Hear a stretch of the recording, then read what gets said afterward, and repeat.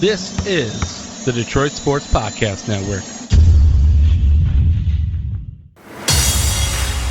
What's up, Detroit sports fans? Welcome to the Fan Report Show made by fans for fans, powered by the Detroit Sports Podcast Network. I'm Nick, and with me, Xander's going to give us this week's topics.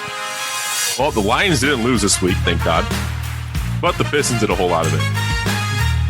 We'll find a way to talk about it, though. It's the Fan Report.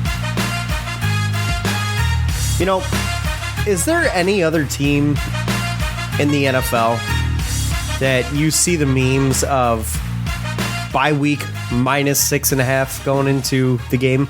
I mean, like, I'm sure Jets fans or Jacksonville fans probably pass that around. I mean, you troll other teams' Reddits more than I do. No. Do you ever see any of those memes? I've never been on Jets Reddit or. I mean, I don't think anybody has. Let's be real. I like to go on the Reddit sometimes of teams that we're playing just to see like how they're. Is there a bye week team Reddit? Here's to see what their fan base thinks. No shit. Even Jacksonville got an impressive win this past weekend. So it did. It was a total collapse to get them there. I mean, Josh Allen had a great game. He did. It took a total collapse by the Buffalo Bills to lose this one, thanks to Josh Allen. Yeah. Not the Josh Allen we think of, but the other Josh Allen. The Josh Allen the Lions probably should have had, in all reality. A real solid, exciting football game between the Jaguars and the Bills this past weekend. Just a juggernaut slugfest shootout, 9-6 scoreline. I want to know what odds you would have gotten if you took the under 15.5 for Jacksonville Buffalo. And then parlayed it in a same game parlay with the Jags money line. With Jags money line. Oh my God. Yeah, that would probably be something. You'd probably get at least like plus 1,000 odds on that at least. Oh, minimum. I'd probably say plus 3,000 on that. Yeah. That's dude, the Bills money line by itself was minus 2,000 odds. It was? Yeah. Yeah, but the plus odds is probably like plus 450. Yeah, I can't remember what the plus odds were. Just because it's minus 2,000 on one team does not mean plus 2,000 on the other. Oh, I know. I was just saying that because I added Bills money line to a couple of my parlays. Well, that just to get that small like little extra boost and not like it was still boosted about like plus 50. So in any of those parlays, is that what killed you? No, because I had the Cowboys. Okay. I had money line, some I had with an alternate spread at like and the Cowboys got their 6.5. Yeah, so no, there was a lot that killed me. Like this was not a fun week. No, Sportsbook made bank this weekend, just total bloodbath. Dude, FanDuel said that it's probably the most profitable weekend since they opened up online books, at least in this state. Yeah, I want to say they said they had 99%. Or the money was on, like, it was a 99% money differential on the Bills, I believe, it's like the biggest money differential I've ever seen on one game. So FanDuel cleaned up. I'll say. When you have, so obviously you and I covered two teams in two of the four teams in this town. Two of the four main teams in this town, I should say. Mm-hmm.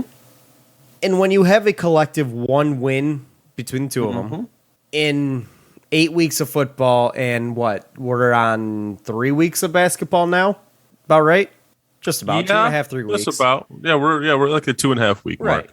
And you have one win between the two teams. That's doesn't exactly give you a lot to talk about because it's for the Lions. It's the same old story week in and week out. The quarterback sucks. The defense sucks. The running game sucks. My God, what do they have to look forward to? Like, what is there? In that locker room, what is there to look forward to there? And it's not a whole lot because, frankly, in the next few years, there's maybe 4 or 5 guys that will still be on this roster. Not to mention, I feel like this team has regressed since week 1 instead of improved. I agree with you. with the fact that there are literal veteran players on this roster saying, "Can you please cut me?" And I mean, when a guy comes in and asks you that, I mean, what else are you going to do? Fine, Darren sure. Fells like, I want off this ship right now. Yeah. I can't say I blame him. I really can't. I mean, Darren Fells hasn't been used at all for anything other than an extra lineman. I mean, he is like 6'8", 270 pounds, but it's brutal. Dude, if Goff can barely get Hawk the ball, you think he's going to get Fells the ball? You mean Goff? Yeah, if Goff can barely get I hocked the ball, I think if Fells can barely get hocked the ball. I was very confused there. But so I mean, there's not a lot to look forward to. So I want to present to you a hypothetical situation. This is something that's kind of been thrown around a little bit because it is a hot button topic. And it is something we've even heard the local media talk about. But I wanted to throw it out to you to get your thoughts. Mm-hmm. There is a potential that we could have something. If the Lions were bold, they could end up doing something that could instill some excitement in this team. Could. I'm not saying it will, but could. In one move? In one move. What are you getting me, 2004 Michael Vick? No, but that would be wonderful. This isn't the Madden rosters. No, this isn't the Atlanta Falcons 2004 Dream Team or Classic Team, whatever you want to call it.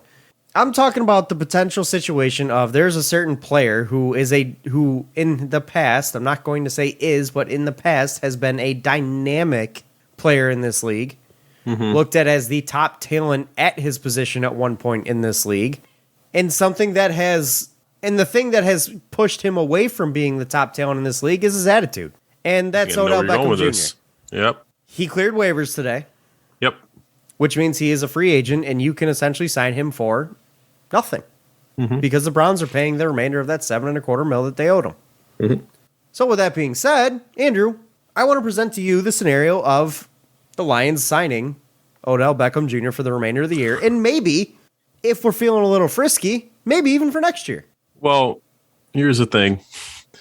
His agent's already come out and said that he will cause problems if the team that picked him up from waivers at the time, if the team that picked him up from waivers was not a contender. And when nobody that's contending comes calling because he's a cancer in the locker room, what's his argument then? Yeah. Because I can promise you there's very few teams in this league that are contending that want Odell Beckham Jr. in their locker room. But here's my first question. Do you want a risky guy causing problems in the locker room just so you can have a name on the team? Isn't it a requirement to cause problems in the locker room to already have a culture instilled in your locker room? Like, don't you have to have something to upset? You can still be a nuisance in the locker room without there being an actual established culture. For it to actually be a problem. Like, we're talking about an 0-8 football It's worse if you have something to upset, yes, but you can still be a locker room problem if they're... But Andrew, how much worse can they get? They're an 0-8 football team. And I'm not talking about bringing this guy in and paying him, $12 million a year for 4 years. I'm talking about bringing him in for the rest of the year and maybe for next year. You're 0-8. Where else do you have to go? But what's the point?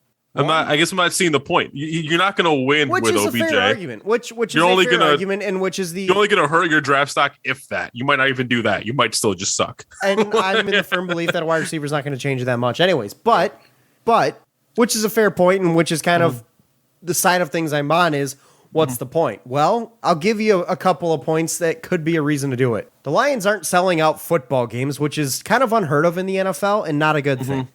1. 2, you have young players on the field right now that aren't really able to develop because they're going up against, it's like an 8th grade basketball player being forced to play up against college ball players. That 8th grade ball player going to get any better just getting dominated every single day? No, he's not. It's just going to destroy his confidence and make it so he doesn't want to play basketball anymore.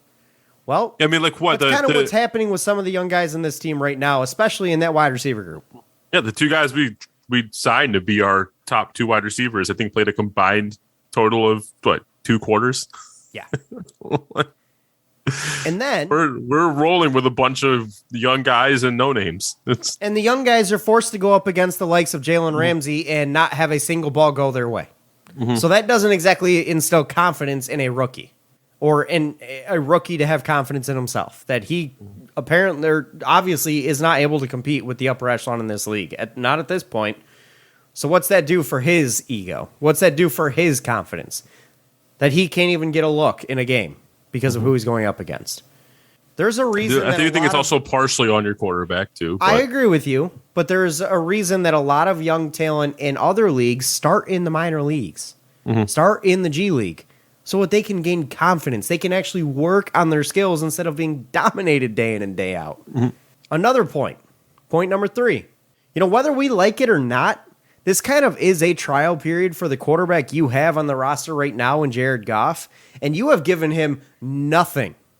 Nothing, and I mean absolutely zero of a chance to even have a possibility of a look. Like you have taken Jared Goff's potential turnaround in his career and shoved it into the mud, rubbed it with your dirty ass foot. Wait, are we defending Jared Goff on this pod now? Is that what's happening? Oh, he's been terrible. There's no doubt about it. However, he hasn't exactly had a lot to work with. But they've given him zero opportunity to succeed. Is that not a fact? He has had zero opportunity to succeed in a Lions uniform. Zero. I wouldn't say zero, but yeah, minimal. Zero. He's got a great dump off target in DeAndre Swift, and he has a good tight end in Hawk. It's just downfield threats, which Goff doesn't throw downfield that much anyways. I'm sorry, but DeAndre Swift as your dump off target being your best opportunity is a zero opportunity in this league. Zero opportunity. Oh, now we're sliding DeAndre Swift? The dump off should never be considered an opportunity to succeed in this league, Andrew. It's what we say, check down Charlie. The check down Charlie is a negative nickname for a reason. Yep. But hey, so it helps your completion percentage. An opportunity? But why? Okay, who gives a shit? I would rather have a guy throw 60% of balls completion and have an air yards average over 10 than a guy who averages 68% completion with an air yards under 5. All I'm saying is if OBJ got pissed with Baker Mayfield under center, what do you think he's going to do with Goff under center? He got pissed with Baker Mayfield because he didn't throw him the ball. Yeah, do you think Goff's going to give him the ball? OBJ is going to get fed in this offense. You best believe. Because if he's not, well, then we know he just sucks. And we're right back where we started. I just legit, well, like there were many games where Jarvis Landry was hurt. OBJ was by far the top receiver on that field, and he would still only get like 3 catches. Baker Mayfield literally ignored OBJ. Have you heard any of the comments that have come out of Browns camp and that locker room with OBJ there? I wasn't following all the drama. I know OBJ's dad says some shit about Baker, but I haven't been following it closely. It has come out that he literally had 0 friends in that locker room, even though Jarvis Landry was his best friend. He didn't talk to anybody. He just went to work, worked out a little bit, ran some routes in practice, and left. Was that him not wanting to talk to people, or was that people shunning him? I don't know. We won't ever find that out. I can promise you that because it's all subjective. Mm-hmm. He'll say it was Baker Mayfield being a dickhead, which we know Baker Mayfield's been a bit of a dickhead in his career. That's not a stretch. Baker will say it's all OBJ not giving a shit. But you know what? We don't exactly have a culture here. Mm-hmm. We have nowhere else to go but up because we are at the bottom. And there's really nothing to watch with this team. OBJ gives you something to watch. It gives Jared Goff a legitimate target to throw the ball to. So it opens things up a little bit for guys like TJ Hawkinson. You want to talk about helping other guys' development as well. This could actually really help guys like TJ Hawkinson and DeAndre Swift because the defense won't be able to just cue in on those 2 guys and ignore everybody else. So it'll allow guys like TJ and Swift to actually operate. It gives them some room to, work, do their job. Not having anybody out wide has made TJ Hawkinson an afterthought. Because he's not able to do anything. It's made DeAndre Swift's yard per carry average like under 3.5 because he doesn't have any room to do anything. The play action, who gives a shit? Why would we pay attention to that? Just go after the ball carrier. That's all defenses care about. His yak is nice though, but woo! He's a running back. Yeah. He ain't a wide receiver. He's not my slot receiver. He is a running back. Any running back that sports a yard per carry average under 3.5 is useless to me. Why? It's in the comment. So I don't care what his yak is. He gets on average maybe 4 catches a game. So if his yak is 12, that's still less than 80 yards. I think he gets more than 3-4 catches a game, doesn't he? I really don't think he does. He's had one game where he had like 8. I'll pull up his stat line. But giving a legitimate number 1 option to this offense opens things up for other guys to actually work and actually do something. You don't think TJ Hawkinson would be much happier and much more comfortable if there was a threat out wide to, not have 17 guys on him? I mean, I don't know how, again, when you have guys covering TJ, it's usually going to be the nickel corner or a linebacker. It's been both. It's been I know both. But you're not. And also, don't forget about the safety over the top that's been collapsing on him. Also, I'm saying is he's been triple bracket covered in zone coverage every single week. He's had the safety over the top, the linebacker underneath, and the nickel just shadowing him. He can't do anything. He has no room. The way you're making this sound is OBJ is going to instantly turn this offense around, which I just don't believe it's going to be the case. Offense around. I'm saying it's going to open things up for other guys to do something. Who would you rather have, OBJ or Khalif Raymond to throw the ball to?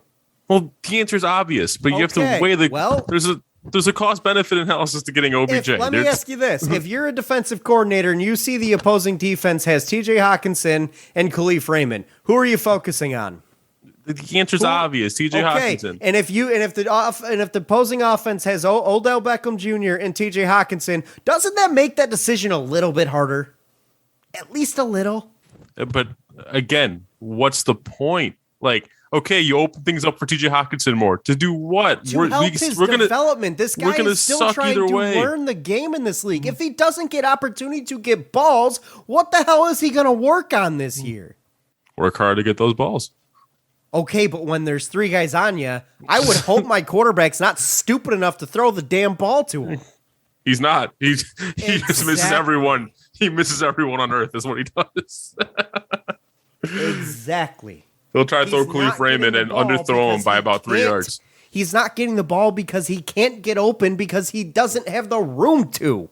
He can't develop. In this offense, the way it is, there is zero development there. He has gotten no better this year than last year, and if anything, he's gotten worse because he has had zero opportunity to do a damn thing. You put a guy who's an actual threat out wide. I don't care who it is. I don't care if it's Jarvis Landry, Odell Beckham Jr., Hines Ward, or reincarnate Steve Largent. I don't even know if Steve Largent's alive or not. I don't know. But regardless, it doesn't matter who you put out wide. If you put a threat out there, it allows TJ some room to operate, to get some confidence, to work on his skills, to be a better player. Allowing these guys to develop is important, and you can't do that if they're not getting the opportunity to do that in the game. And that's the current scenario. This is what I'm trying to get at, but at what cost? If OBJ comes here and starts shit like he does, like he has in everywhere else he's been, you're gonna destroy these players mentally anyways, just like you were anyways. There is nothing to destroy. That's my point. What is there to destroy? You have a team with no wins, no culture. Everybody but all of 4 or 5 players on this team aren't even going to be here in 3 years. What is there to destroy? Dan Campbell is clearly trying to build a culture. We've seen that. We've talked about that. What's that gotten you so far? Yeah, it's not there yet, but he's clearly trying to build something. And you could potentially have OBJ come in and nuke that entire thing. I have yet to see what he's trying to build other than he's cried in a press conference. We've talked on this show how he's been trying to build a culture. Since then, that's like one of the main positives we can give him. And I'll tell you right now, it sure as hell looks like him crying at the press conference just destroyed everything he was trying to build. Because the team has been absolutely piss poor and look like they've quit on their coach since then. So what is he building here? So we're pinning this all on him crying at the press conference? No, I'm just stating my point is that there is no building blocks yet. There is nothing to build upon. This team is not ready to, this team is doesn't have any foundation. You can't build without a foundation. You have none. What is your foundation? If you're trying to build, so I'm saying bringing in OBJ is the kind of move you would make as a final puzzle piece to try to get you over the edge. See, I would disagree. Because it's not the kind of move you make as a fledgling team trying to build. Okay, you bring in OBJ. This isn't a fledgling team. This is a zero. It's a nothing. Yeah. It's a nothing. But you know what? If you bring in a threat out wide, it maybe allows some guys to develop into a smidgen of a foundation. Just maybe a little. You can see guys step up because, they don't have as much pressure on them now. They're able to develop into a little bit of a foundation. Because right now, there isn't one. So there's nothing to build upon. You can't say that Dan Campbell's trying to build on something when there's nothing to build on. Well, let's go to the callers. Oh, man. Let me give you... Okay, so Deandre Swift averages about 5.5 catches a game. And under 50 yards. So his yak is right around let's go with 8.5. That's being generous. Let's go with 8.5. That's It doesn't have that. It doesn't have his yak on wherever you're looking at. I'm looking at a game log, so give me a minute here. I'd have to. No, it's irrelevant. It's just Right. But my point is, you can't say Dan Campbell's building something if there's nothing to build upon. And right now, it is very clear there is nothing to build upon with this team. So allowing somebody to come in and take some of the pressure off the young guys that you are trying to develop and build with makes it a little bit easier for them to become something to build with. But having them go and continue with what we've got now, you will not be able to build with the young talent that you do have. Because TJ will not want to come back, because why the hell would he? So he's gone. Deandre Swift will not want to come back if he's even going to have an opportunity to, because he's been absolutely terrible this year anyways, in terms of the running game. Hey, he's been very good in the passing game. Cool. He's a running back. You want to make him a receiver? We'll talk. I mean, Alvin Kamara's a running back. He does most of his work in the passing game. And you know what? He also averages 5 yards per carry. He's actually averaging like 3.5 this year. That's this year. Over his career, he's averaged like 5.5 yards per carry. So, again, you got to have something to build upon. And right now, they don't have that. Plus, you know what? OBJ may put some asses in some seats and give us something to freaking watch for. That's may give us a reason to watch. Wouldn't you like to have something at least a little bit exciting to see? I would. And frankly, you know what's even better about it is, we have something to watch. We have something to see. We might have a little bit more of an explosive offense that isn't absolutely putrid because we have another threat out there. You know what makes it even better? He's a wide receiver. So he had zero impact to your win-loss total. So you still probably lose every game. If he's having the impact that you're saying he's going to have on guys like TJ Hawkinson, DeAndre Swift, some of our other receivers like a Khalif Raymond, Amon-Ra St. Brown. And we're talking about a team that just lost 44-6. Ain't no way we're having any of these guys make enough of an impact to change that. They lost 44-6 to a 2-5 football team. Really should have been a shutout. They shouldn't have even scored. God, that game made me want to claw my eyes out. That wasn't fun.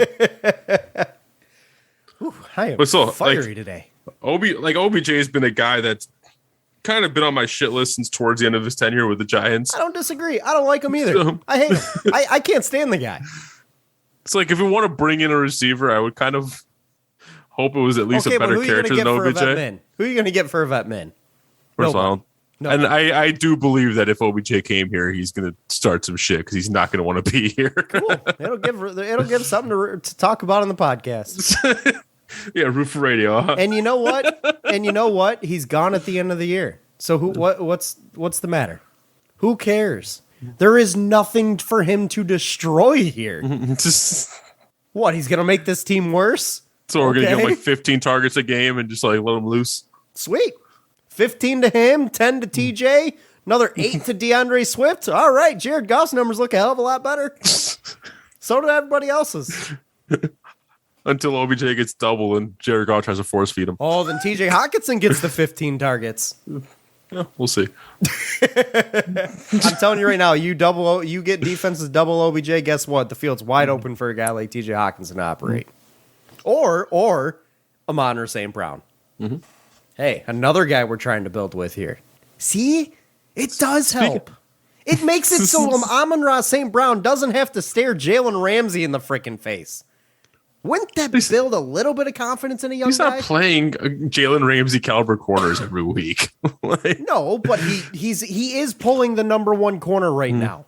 And he ain't ready for that. He ain't ready for the fucking show. By the way, after Monday Night Football, I think the Lions might actually be able to get a win against Pittsburgh on Sunday. Pittsburgh is awful as well. Are you betting Lions money line against Pittsburgh? No. I'm actually. I haven't checked yet, but what do you think the spread is on that game? I'm checking right now. I'm gonna go with 6.5 -6. Steelers -6.5. Steelers -8.5.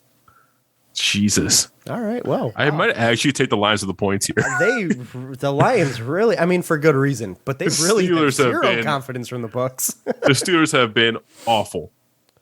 But then again, you know what? Think about it, look, their defense is really good, though. If you think about it, there's that, and if you think about it, all the Eagles had to do last week was just run the ball, and that's it. That's all they had to do, and we couldn't stop it. Now you're going against Najee Harris, who is way better than any of those Eagles running backs that they threw at us. Like, he's way better than Boston Scott. He is, but he's another guy who's averaging like 1.5 yards per carry. Like he gets a ton of volume. That's all. He does. And he's very active in the passing game. Even more so than DeAndre Swift. Yeah. Am I crazy for thinking Najee Harris has been a little bit of a disappointment this year? I mean, yeah, you would have hoped the efficiency is higher. Duh. But like the dude's huge. But hey, from a fantasy perspective, he's been killing it. No, absolutely. And you're definitely not wrong there. But like Najee Harris, I would have thought would be a guy that I would have thought he would have had an Alvin Kamara-esque rookie year. Just absolutely dominant on both facets of the offensive game. He did have a game with 14 rushes and 14 catches. Which is awesome. That's an Alvin Kamara-esque type game. But what was his yard per carry? 2.9. Exactly. That's not Alvin Kamara-esque. Kamara would have done that and averaged 5.5 yards per carry. He probably he's only 3 touchdowns in that game. He's only had over 4 yards per carry in 2 games. 4.1 against Green Bay, and then next week he had 5.3 against Denver. And that's abysmal that he's only had 2 games because this dude is a stud. He's a monster. He should be able to average. I can tell you what it is. It's the offensive line. There's no question. And Ben has been so ineffective that they don't really have to worry about there's absolutely zero threat in the passing game, not downfield anyway, so they can just stack the box all day. Yeah. Which, circling back here, adding a guy like OBJ to the Lions would sure help DeAndre Swift in that regard. No, in all reality. So this was actually like a fun topic for me. It was one of those arguments that I don't actually even believe in because it's one of those that you're doing just to annoy me. Yes, it's one of those that I was doing just to annoy you. I don't want to see OBJ in a Lions uniform. Why? Because I just don't like the guy. I don't want to have to root for the guy. Yeah. That's what it is. Like I don't want to have to root for OBJ. However, some of my talking points I do believe in. I do think are accurate. I excuse me. I would like to see the Lions add a dynamic threat out wide. Obviously, this time of the year, you're not going to have that happen. But I truly believe if things stay status quo, you will have wasted a year of development in guys like TJ Hawkinson, DeAndre Swift, and Amon St. Brown, and that is detrimental to the future of this team. And I mean absolutely detrimental. It's the final gut shot that puts you on your knees. Like it could cause TJ to not want to stay here. It could cause DeAndre Swift to be given up on or not want to stay here. Yeah, it's not like the NBA where playing time equals development. They're not exactly like just ask Jordan equally Love. Correlated. Well, just ask Jordan Love how important actual game speed and live gameplay experience actually is. Because I'll tell you right now, he would have done a lot better. And his own coach said that's a live game learning experience. Like that you learn more by being in an actual game in the NFL. Because, one, you're not really hitting each other in practice. You're not as physical. And you're not seeing the same looks. Like it's just a fact. Yes, practice is good. Yes, that's very important for development. But above all, live game action is the most. And if you're not, which our guys are getting plenty of, so yes, but they're not doing anything with it because they can't. TJ really can't do anything right now. He's just running into brick wall after brick wall after brick wall. That doesn't help his development. Run harder. You can only run so hard against triple coverage and bracket coverage with a linebacker underneath and a safety over the top. Like there's only so much you can do as a tight end.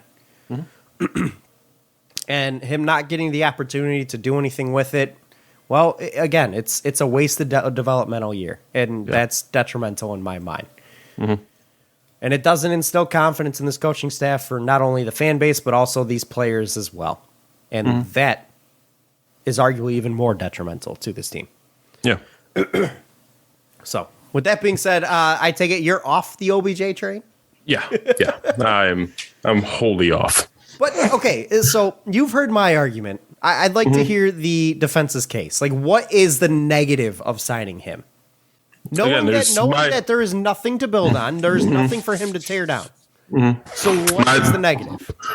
Yeah, my whole thing is when you have such a young team, having a good locker room presence is important, and a guy like OBJ can hurt that. It's important to have a strong locker room presence for young players. Don't.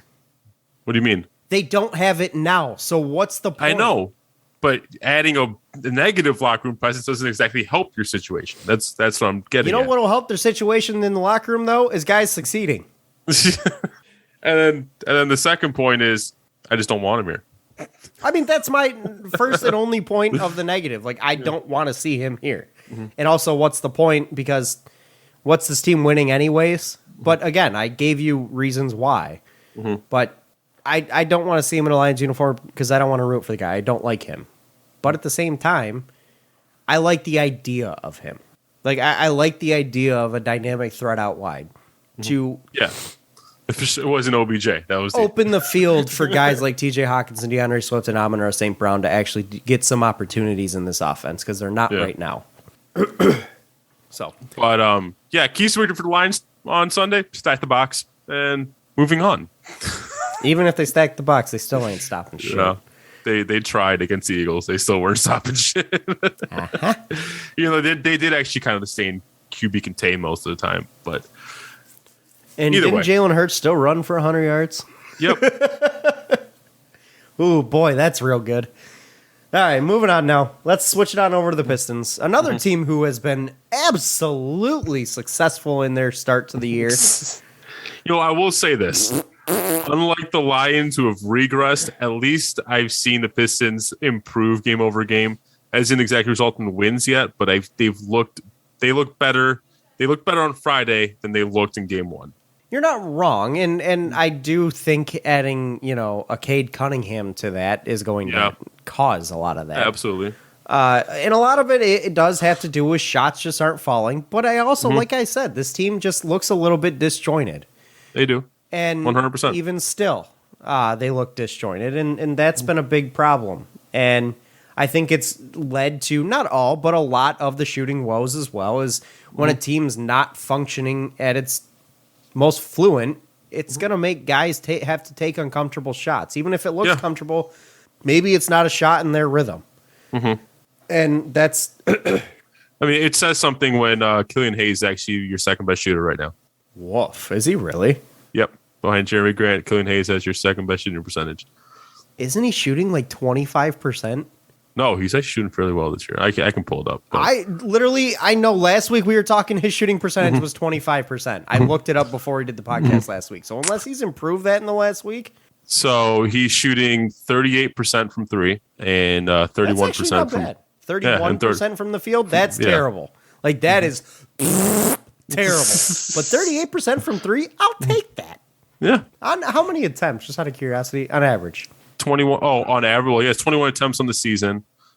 He's averaging 3.8 attempts per game. And shooting 38%? Yep. If he did that for the rest of his career, I'd be happy. Oh, yeah. I agree. He's really got to get that 31% up, though. I will not be happy with that. It's weird. Right now, it looks like the weakest part of his game is the mid-range floater, which was the strongest part of his game last season. In terms of shooting-wise. That's what I mean. Interesting. But go ahead. Yeah, again, this is kind of similar lines.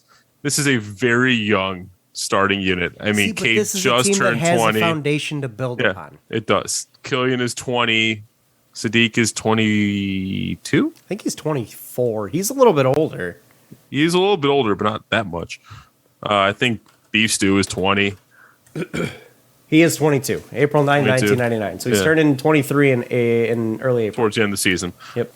Beef Stew, I believe, is 20. It's a very young starting group. So, and a lot of them even are... Jeremy Grant's only 27. Yeah. And a lot of them are in their... two of them are in their second year. Three of them are in their second year, sorry. And then Cade's a rookie, obviously. So, there's gonna be growing pains. I think we all kind of anticipate that going in when you're starting such a young starting lineup. I really, it would be a lot nicer if at least those three balls are falling. Right now, it's kind of stunting. I believe they are the worst shooting team in the league. Yes, we actually had.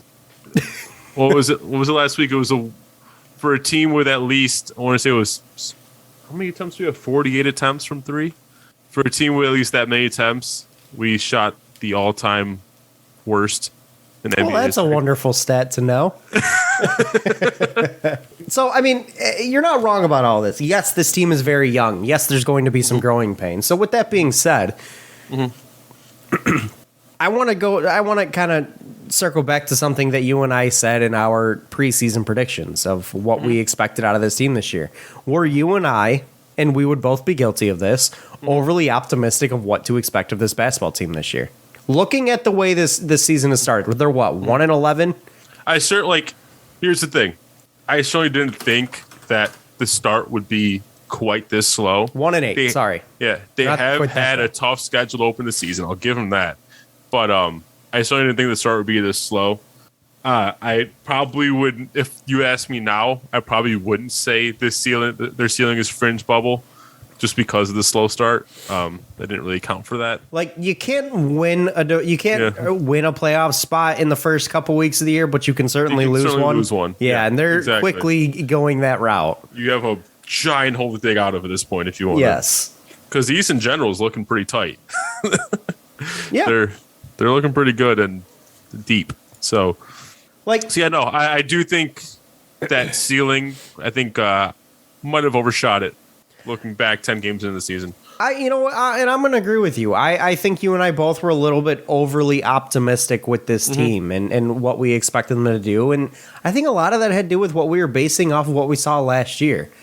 Yeah. Like, at times, and this is actually pretty common, for a team to grow, they've got to kind of take a little bit of a step back to tear down the negatives and build up the positives. And that does tend to lead to a bit of a step back.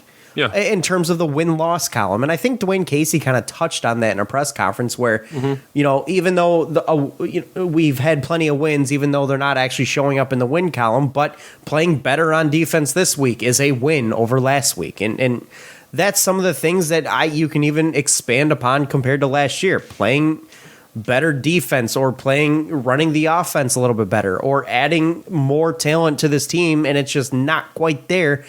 That's a win over last year. And even though it's not showing up in the win-loss column, it is something to be optimistic about.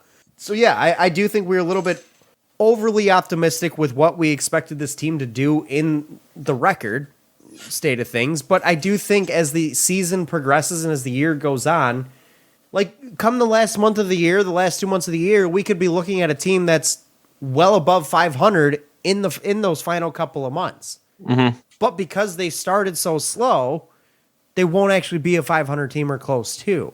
Yeah, we're hoping to pull some of those games out. And a perfect example a perfect team to compare them to is look at the Tigers this year. To start the year, they were abysmal. They were well above 500 to finish out the year in the last few months. Like they I think had a 3-month stretch where they were well above 500. So if they just had a better start. And they had, I believe, the best record in the big leagues against really good baseball teams. So that's a big positive to look at with them. And, I'm kind of seeing similar things with the Pistons. I do think once this team starts to gel a little bit and starts flowing a little bit more, and it may take 1, 2, 3 months for that to happen. Yeah. And that's okay because the expectations weren't exactly that high for this year. So if that does happen, so be it. As long as by the end of the year we're looking at an improved basketball team, I'll be happy. Yeah. And hey, if we end up sucking, this is a stacked top end of the draft this year. So you aren't wrong, and that may be part of the plan. That may be part of the process. Trust the process. Yeah. But with that being said, I want to throw you another scenario. I'm kidding. Go ahead. God damn it. We'll get into that in a little bit. But go ahead. And I do want to say, just like on Kate Cunningham himself, yeah, the 3-point shot finally started looking a little bit better against the Nets on Friday. But yeah, it's still not where we'd expect it to be. But I'm not worried. We know the guy can shoot.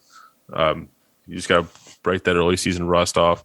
Really, the only facet of the game that I'm a little bit disappointed in, but I hope he'll be able to clean it up as he gets more adjusted to game speed, is the turnovers. He has gotten a little bit loose with the ball, but in general, I've actually loved the improvement just over the 4 or 5 games we've seen him play, the improvement I've seen from Cade Cunningham. He looks really good on the defensive end. He's making all the right reads in the offensive end. And he looks like he legitimately, like, even though the 3-point shots are falling, he just looks like the best player on the court. I mean, he kind of is for the Pistons. Yeah, he kind of is. And at least lately. And the one thing I'm really happy about that I'm seeing from him is one thing that I was worried about going in is he going to be able to use that body to get to the hoop and draw contact and stuff in the NBA? He has been. And he has been. And I've loved seeing that because now, even if that 3-point shot isn't falling, he's still finding a way. He's got a tool in his arsenal that he can rely on if the shot's not falling. And exactly. You look at the best players in this league, and they all have that. You know, Steph Curry, if his 3-pointer's not falling, he's able to drive the lane, draw some contact, or put up a circus shot and have it go in. You look at guys like Kevin Durant, same deal. If their outside shot's not falling, guess what? You best believe he's able to go inside. Yeah. And that's why we've been harping on Killian to just get more aggressive and don't be afraid of you have a big frame, like use it to draw contact, get to the hoop, because he needs something else to rely on. You got to make the free throws if you're Killian, though. Yeah, I think he shoots them pretty well. He doesn't get to the line that often. He was shooting like 68%. So I mean, I don't recall right now what he shot last season. I'm looking it up right now. He's actually shooting 100% this year. So yeah, and he shot. I don't know where I saw that number. He shot 82% last season. Yeah, I don't know where I saw that number. So he's probably just not getting to the line very much. But he's not. That's the thing. And his per 36 is 1.4 free throw attempts a game. So he's really not. That's a per 36 number. Yep. So anyway, so that being said, now I do have a question for you. I wanted to kind of change things up a little bit here and kind of go a different direction. But is it your next scenario? No, my next scenario will be a little bit later. I'm going to give it to you. A little bit later, but we'll give it to you at 4:00. Yeah, I have a slight concern with a certain player on this team, and it has nothing to do with how he's playing right now or who I think know he who is you're as a hitting player. on, but let's see it. Maybe. I don't think you do, because this is something that I thought of, that I've been thinking of for a little bit, but haven't really shared, and I'm not hearing it from anybody else. Oh, but maybe we're just thinking of the same guy then, because there's one guy that. Are you at all concerned about the future role for Jeremy Grant on this roster? Okay, no, not the guy I was thinking of. Exactly, I told you. And the reason I say that, and hear me out, before you give your answer, hear me out. Right now, Jeremy Grant is the primary scorer on this team, correct? And has been since he's been here. Okay. I think I know you're going with this, but continue. Obviously, that is not the future. Cade Cunningham is the primary scorer of this roster. Correct. Your secondary scorer sure as hell looks like it is going to be Sadiq Bey. Yep. After that, it could be anybody. It could be Grant. It could be Hayes. It could be, just based on the way that the offense is looking, the ball is in Jeremy Grant's hands less than it's been. Mm-hmm. Does that at all worry you about the potential of him regressing back to his role that he was with the OKC Thunder? I'd be lying if I said no, because the fact of the matter is, a lot of the reason why he was so successful with the Pistons last season was because he was the go-to guy on offense. Ball was in his hands. And I had mentioned in our season preview show that I think there is a chance that Sadiq Bey could take over as a primary scorer on this team. Did not factor in Cade in that logic. So going into the season, I wasn't as worried because I'm like, Jeremy Grant primary versus secondary, he's still going to have the ball in his hands a lot. But if what we're seeing from Cade continues, Cade's only averaging, I think, like 2 or 3 assists a game. Like that, I want him to get those assist numbers up. But I do too. But a lot of that does have to do with shots not falling. Exactly. Agreed. But again, if say 50% more shots fall, so he's averaging 4.5 assists, which still isn't that great. Yeah. Like Cade is at least for the first few games looking a lot like a scoring guard rather than a facilitator, even though we know he has that facilitating capability. Which I do think is something young guards, you see out of young guards the most. Like you do. Even guys like Colin Sexton, his passing game has improved slightly versus the team was pissed that he wasn't passing the ball at all. Trae Young's assist numbers have gone up as the years have gone by. Yeah. Ja Morant's assist numbers have shot up this year. Yeah. Like as a guard, especially a point guard, gains experience in this league, the assist numbers start to rise. That's what I'm saying. I'm not too worried about Cade's assist numbers just yet. It's No, I'm not either. early. It's a little bit underwhelming for what we expected, but I'm not really all that worried either. Yeah. But yeah, so I do think it's a very fair argument here to be slightly worried about Jeremy Grant and how he's going to adapt to what may be a less ball dominant role. We have not seen him kind of be as active off ball as someone who as you would want him to. Well, someone who's used to being in that role. He's not used to being in that role right now. So, yeah, no, there's a very fair argument. He's going to have to change up his game a bit to. And there are games, at least so far this season, there have been games where he has been the ball dominant guy and just kind of been the hot hand and offense ran through him. But I'm not saying it's not that going we're to be not every gonna game see, like it was last season. right? And I'm not saying we're not going to see games where Jeremy Grant is the leading scorer, the number one guy with the ball.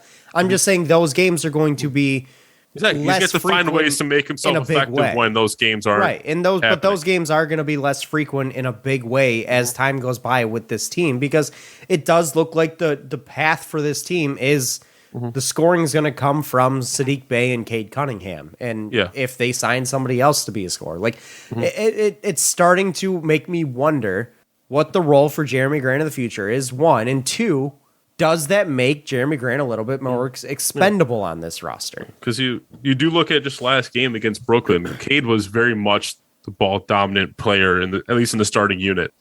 And Grant finished with 5 points in 39 minutes. Now, a lot of that was because his shot wasn't falling, but it could be couldn't get into a rhythm because he wasn't as ball dominant as he's used to being. But yeah, does that change? Does that make Jeremy Grant expendable? I don't think Jeremy Grant was ever not expendable on this team. I was always willing to talk if the right deal came around. But if you're asking, does the price go down? I wouldn't say so, because he's still the same player. So I guess I wouldn't. But if you start to see him regress to what he was with the OKC Thunder, why wouldn't the price go down? No, yeah, other people's offering what other people are offering might go down, but okay, but wouldn't yours have to come down as well if he's not as important to your roster? If you're looking to trade him, yes. Well, I mean, if he's not one of the because you got to have to factor in the contract as well. If he's not going to be one of your core three players, because right now he is, but if he's not going to be one of your core three players moving forward, why wouldn't you look to trade him at that point? Because there is a team that would still be willing to give you a lot in return, even if he does regress a little bit because he's not getting the ball. Those teams got to see what he can do with the ball in his hand, so they'd be willing to pay a mint for him. Yeah.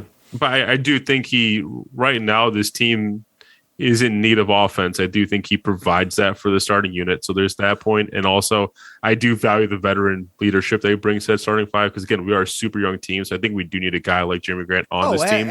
Absolutely. And I'm not disagreeing with that. We're not saying that you can't get something along those same lines in return for a Jeremy Grant. So you're really, really leading me into this. And I hang on. Hang on. And I don't disagree with you at all. Like, he is still producing offensively for this team and defensively, but he is still producing on both sides of the ball for this team and scoring. But that doesn't. I'm not talking about just this year. I'm talking about 2, 3, 4, 5 years from now. Yeah. And so that makes you wonder, when does that start to change? And I feel like we're starting to see the little seedlings of that sprout up. There could be a changing of the guard, so to speak, of who is the ball dominant players on this roster. And Jeremy Grant's direction is downwards right now. And I mean, and Piston fans out there, don't hate me for this. That's not necessarily a bad thing. I would argue it's a great thing. Because let me ask you this, Andrew. Looking at a championship caliber team, is Jeremy Grant one of your top 2 scorers? No, he shouldn't be. Exactly. And now, if Cade Cunningham and Saddiq Bey, could they be your primary top 2 scorers on a championship team in the future? They could develop into that, yeah. Exactly. And Jeremy Grant, I don't think will ever be that. And that's why I'm saying this. I think Jeremy Grant's his prime right now. This is what Jeremy Grant has developed into. And that's what I'm saying. Like, this could be a great thing for this team. if Jeremy Grant isn't one of your top guys in terms of your production offensively, and that's okay. Here's one argument though, and this is an argument I've heard like from just people talking about trading Jeremy Grant, is Jeremy was one of the few people we've seen in recent years that actually willingly signed with Detroit, like chose Detroit over another city. They gave him probably a larger contract than most teams would have. Well, Denver was matching his contract. Denver was given the same exact amount at the time. With the amount of years also. Yes. And he chose to come to Detroit because he wanted to play for a black owner and a black coach in a black city. And he wanted to have an opportunity to have a big role because he did not in Denver. So I have heard the argument, I don't exactly disagree with it, that if you ship him off early before his contract is over, that could hurt your image with potential future free agents. Fair. Specifically the image of you know what helps your image, though? Being a championship caliber team. Oh, yeah, it does. That helps your image quite a bit. You're going to need to get free agents in here to be a championship caliber team, though. Yes, you are. Let me put it this way. I don't think holding on to Jeremy Grant's going to cause a free agent to come here. I don't think he's got that kind of pull in this league. I think Dwayne Casey may. Cade may eventually. I was going to say, I think the opportunity to play alongside guys like Cade Cunningham probably will in this league someday. But the opportunity to play alongside Jeremy Grant, I don't think top tier free agents are jumping at that opportunity in this league. Yeah. He's not looked at in that way. And I'm not, and let me preface everything I just said by saying I am not actively advocating and promoting trading Jeremy Grant right now. I do think he is an important part of the future of this team in terms of development right now.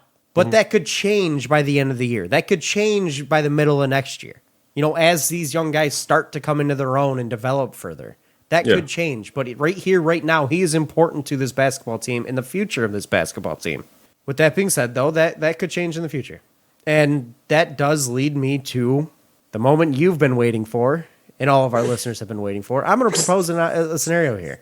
You're already shaking your head, and I know you know exactly what I'm talking about.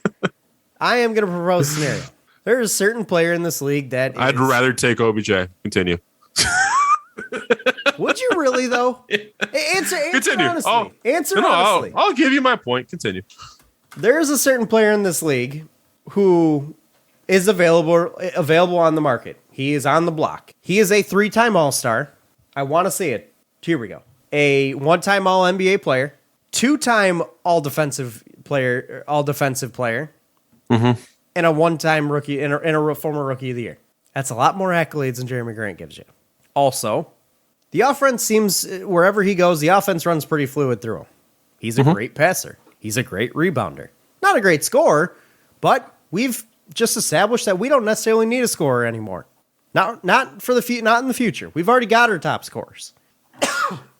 I'm advocating for the Pistons trading Ben Simmons.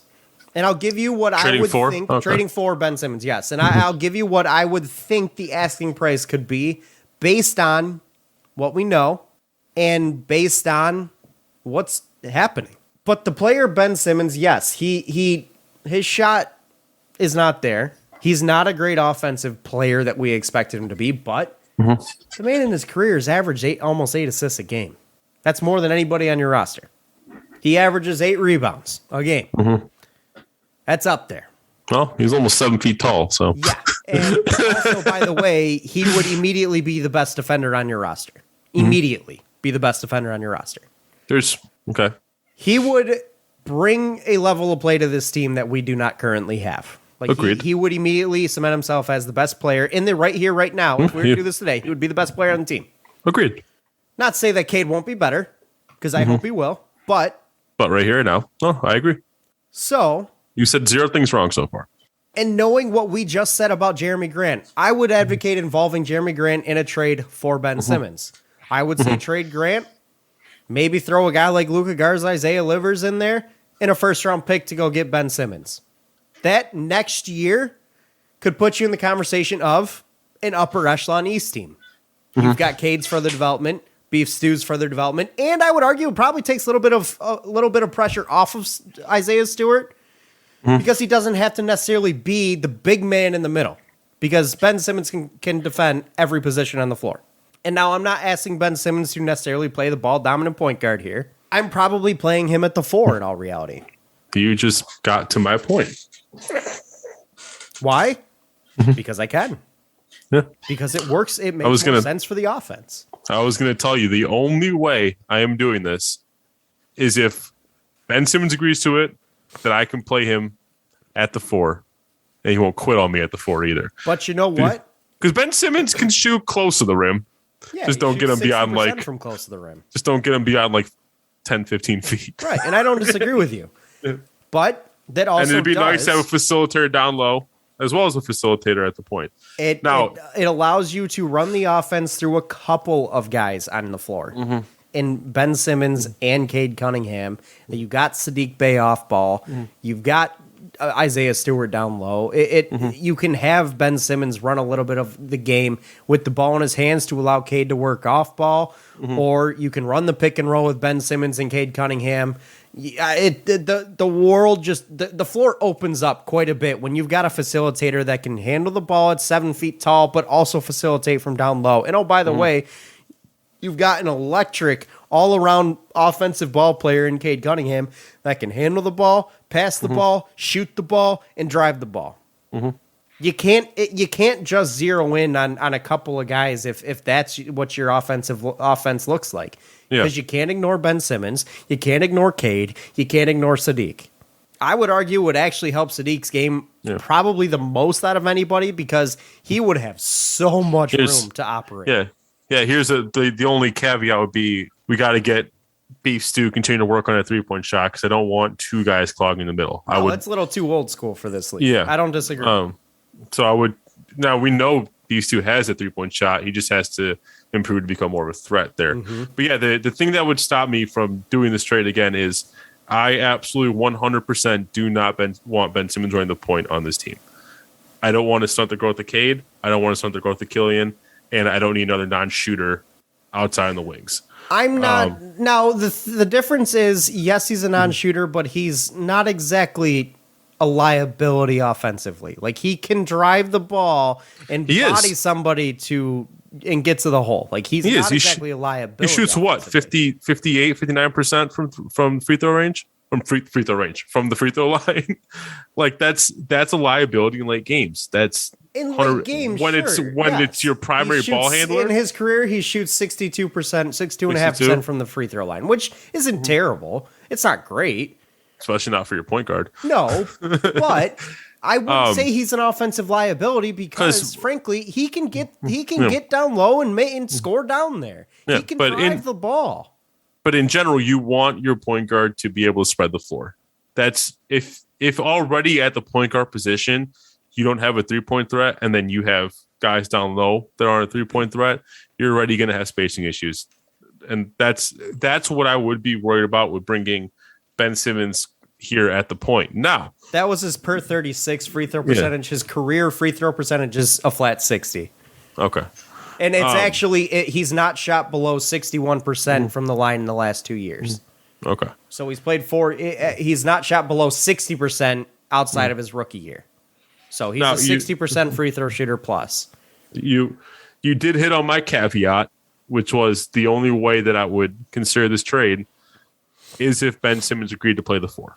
Now, I've never seen Ben Simmons play the 4. I don't know exactly how effective he will be, but in theory, it makes sense to me. You have a guy who can facilitate from the 4 spot. He can score from down low. He can rebound, and he's big enough to do it. So in theory, he has played a little bit of 4 in Philly. Not even a little, but quite a bit of 4 in Philly, especially when guys like TJ McConnell are out there or something along those lines. But yeah, he has played quite a bit of 4. In a perfect world, if I can stick him in the 4 and not have him be disgruntled about it, I'm a lot more open to this trade. It's just I have my doubts that he's going to want to do that. Now, see, I'm not as hard pat about playing him only at the 4. Like I have, Cade Cunningham will be my primary ball handler. I'm going to say that right away. However, I have zero issues with Ben Simmons being the primary ball handler on some of the offense. Like, you got to understand, this guy is a better facilitator than Cade Cunningham. Mm-hmm. He is. That's a known fact that's been proven in this league. Right here, right now, he is a better facilitator. I mean, Cade Cunningham is what, 5-6 games into his career? I mean, clearly he's a better facilitator than Cade, but we don't know Cade Cunningham can become a better facilitator. There's a very strong possibility Cade Cunningham will never be as good of a facilitator as Ben Simmons is. Mm-hmm. That is a very real world possibility. Guy averages 8 assists per game in his career. Let me actually get the full stat. Yes, 7.7 assists per game in his career. That's a good number. So for me to sit here and say I never want to see him run the point, I think you'd be wasting an opportunity there. Will he be my primary point guard? No. But it is a damn good luxury to have, let me tell you. Mm-hmm. Damn good luxury. How sick of a play would this be? All right? Ben Simmons bringing the ball up the floor. Cade Cunningham comes and sets a pick for him, and instead of rolls, he fades out wide. Ball goes to Cade. Cade draws the double on the switch, immediately kicks it off to Saddiq Bey in the corner for a wide open three. How often do you think that would happen? I would guarantee a lot. Or, that same play can happen with Killian. No, because nobody's worried about Killian doing a damn thing offensively. People would be worried about Ben Simmons on the drive. But you just said, but you said it was Cade drawing the double, not Simmons. It would be on the switch. Or Ben Simmons... fine. Ben Simmons gets some dribble penetration, draws a double, kicks it out to Cade. Cade makes the extra pass to a wide open Saddiq Bey. Does that make more sense? Because that makes a lot more sense. Ain't happening with Killian Hayes. Yeah. He may make the extra pass, but Saddiq ain't going to be open. That's my point. Like there are opportunities that a guy like Ben Simmons presents that having the same opportunity with Killian Hayes just isn't there. Mm-hmm. And that's why having a guy like Ben Simmons in your roster makes, it makes it exciting. And the asking price of Jeremy Grant and one of your young guys like Garza or Livers or whoever, and a first-round pick, if Philly goes for that, which they may, in all honesty, have to at this point, that's not that bad. We already talked about how we don't necessarily want to see this team continuing to draft at the top of the lottery anymore. Mm-hmm. We're tired of high draft picks. We want players. We want to win now. Well, now there is one other elephant in the room that we haven't addressed, and that's the undeniable risk of paying a guy. What is it, 35 mil plus over the next? I'm not sure how many years, 3, 4 Okay, and all of your best Let me- players are on rookie contracts. Well, let me finish. Paying a guy 35 million plus over the next, let's say, 4 years to a guy that we've already seen once quit on his basketball team. Do you know why he quit on that team? I mean, there was the whole thing about him and Joel Embiid not getting along. Exactly. He can't play with Embiid. They hate each other. That was a big reason. You remove him from that situation, you get rid of that elephant in the room. Because, well, I mean, that's not to say he won't hate somebody on this team, but I'm saying you would hope the guy has a maturity to put personal feelings aside and just play basketball. I actually put a lot of the blame on Embiid. Well, I'm not saying some of the blame is on Embiid. I would say a lot of the blame is on Embiid. Based on the things that I've heard from fans there and from just people that have talked about the situation, Joel Embiid is a majority of the reason to blame for the relationship between Ben Simmons and Joel Embiid. Yeah, I'm not trying to put blame on one side or the other. I'm just saying you would hope a 25-year-old man has the maturity to put that aside and just play basketball. Okay, and Joel Embiid doesn't want him there either. If you're not wanted somewhere, why would you go? Why wouldn't you ask for a trade? If you are very obviously not wanted there. Because one guy doesn't like you? Don't come to practice. It's not just Embiid. People rally behind Embiid because he is who he is. But Embiid was the only guy who was coming out saying we don't care about the guy. That's because he's the leader. That's because he is the leader of that team. But the team itself is consistently reaching out to Ben Simmons, trying to offer him help and all that stuff. Has. Yeah. His teammates don't want him there. And a lot of that has to do with Joel Embiid. We don't know the opinion of the rest of the teammates. We know the opinion of Embiid. Didn't Tobias Harris come out and say the same damn thing? I did not hear anything from I'm pretty sure Tobias came out and said the same damn thing. My point is, Joel Embiid has not exactly helped the situation with Ben Simmons. He's made him feel unwanted there. He is the leader of that line. You're not wrong. You remove him from that situation. You put him in a fresh start. I don't think there's a worry there. It's the whole. Okay, let me ask you this, Andrew. Are you just not willing to take a risk on any player to come into this town, regardless of talent?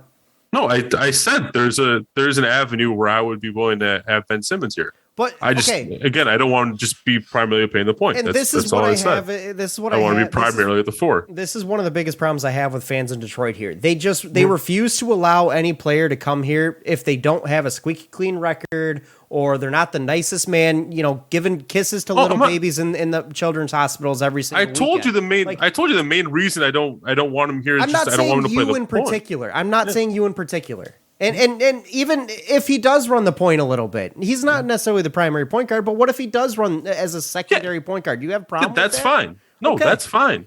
Okay. But my point is, like, the problem I have with fans in this town is they won't, like, they always find a reason to not bring in talent. Mm-hmm. You have an opportunity to bring in some talent into this town, so why aren't we? Well, OBJ doesn't want to come here. If we want to go back to the OBJ thing. I'm off the OBJ thing. I'm talking about a guy like Ben Simmons. And it's not just Ben Simmons. It was Kareem Hunt, too. Like, I was all aboard the Kareem Hunt train. I was, too. I was all aboard that. But the list goes on and on with guys like this. Oh, we can't bring him here because of X, Y, and Z. He's a bad guy in the locker room. A cancer in the locker room. He's bad. Bad.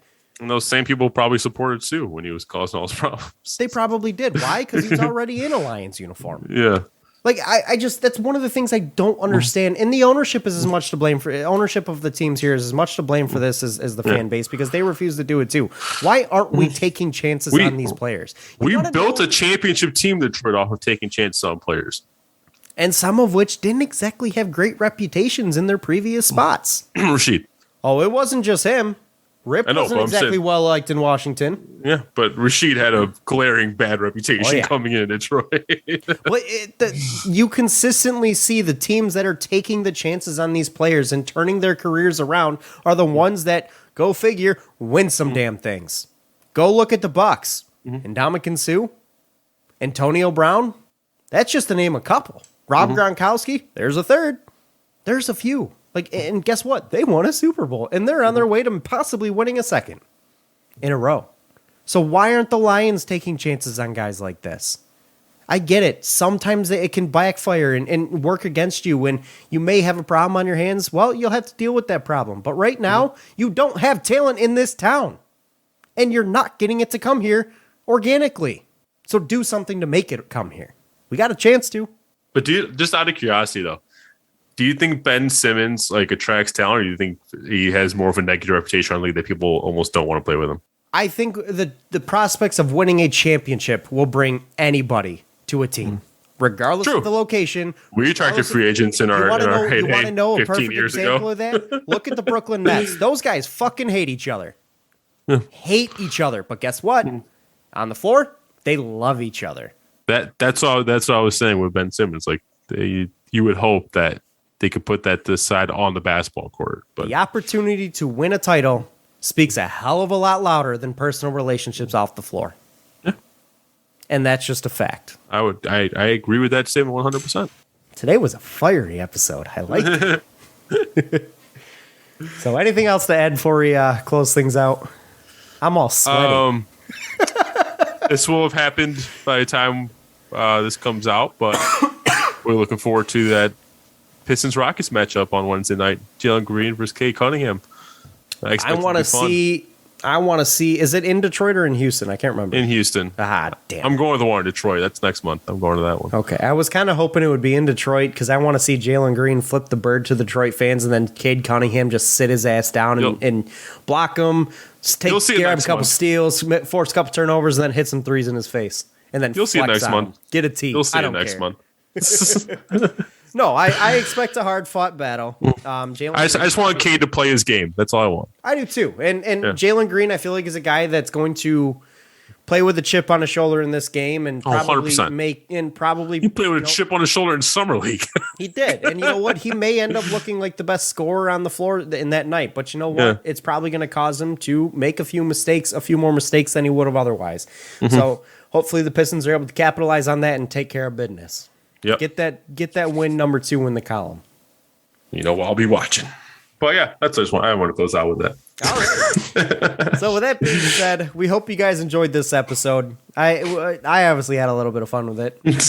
Bringing out some hypotheticals that I may or may not even believe in. I don't know. Nick is the king of devil's advocate.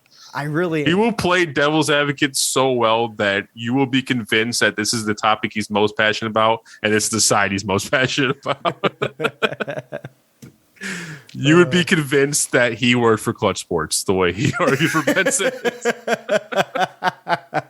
You know, it's an art form that I have been crafting since the beginning of the Fan Report. What, 5-6 years ago now? We even did a topic on the live show where I would purposely give Nick's. Well, there were a couple. I purposely give Nick points I know he didn't believe in, try to argue him. And there were times where we would get in a debate, and then I would mid-debate tell him to switch sides. You'd hit the record scratch. All right, flip your argument. Oh, man. Those were the days. Oh, yeah. Anyways, guys, thank you for listening. We'll catch you next week. Andrew, thank you for joining me. Thank you to Detroit Sports Podcast, as always. This has been the Fan Report, where it was by fans. For fans. Follow us on Twitter, @RealFanReport. Enjoy the game against Jalen Green and the Rockets, and I hope Cade Cunningham dunks in his face. We will catch you guys next week. Have a good one. Peace out. Peace.